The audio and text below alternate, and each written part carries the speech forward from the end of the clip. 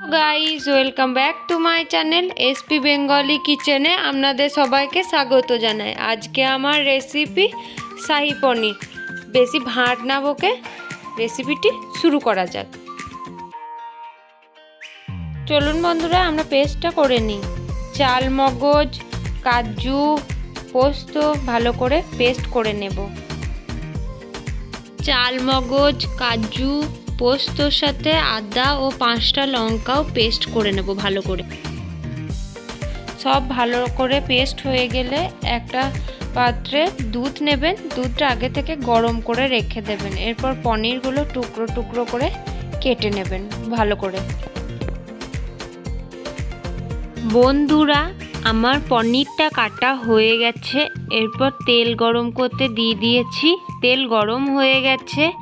এরপর একে একে পনিরগুলো দিয়ে দেব। পনিরগুলো খুব সাবধানে দেবেন যাতে ভেঙে না যায়, আর ফ্লেমটা একটু কমিয়ে দেবেন। বন্ধুরা আমার পনিরটা ভাজা হয়ে গেছে। এরপর এলাচ, দারচিনি, লবঙ্গ, তেজপাতা দিয়ে দেব। আগে থেকে পেস্ট করে রাখা মশলাগুলো যেমন কাজু, চাল মগজ, পোস্ত, আদা, লঙ্কার পেস্টটা দিয়ে দেব। দিয়ে ভালো করে নাড়াচাড়া করব। নাড়াচাড়া করতে করতে আপনারা ভিডিওটা লাইক এবং চ্যানেলটা সাবস্ক্রাইব করে দেবেন।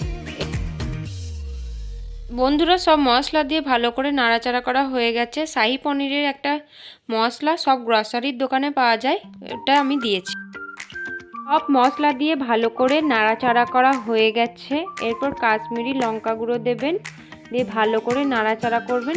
ফ্লেমটা লো করে 5 মিনিটের জন্য রেখে দেবেন। কাশ্মীরি লঙ্কাটা দিয়ে ভালো করে নাড়াচাড়া করা হয়ে গেছে। এরপর আগে থেকে ফুটিয়ে রাখা দুধটা অ্যাড করব। দুধটা আমার কম হয়েছিল তাই আমি পরে আবার অ্যাড করেছিলাম। আপনারা আন্দাজ মতো একটু দেখে দেবেন দুধটা। আমার দুধটা দিয়ে ভালো করে নাড়াচাড়া করা হয়ে গেছে। পরিমাণ মতো নুন দেবেন, পরিমাণ মতো চিনি দেবেন।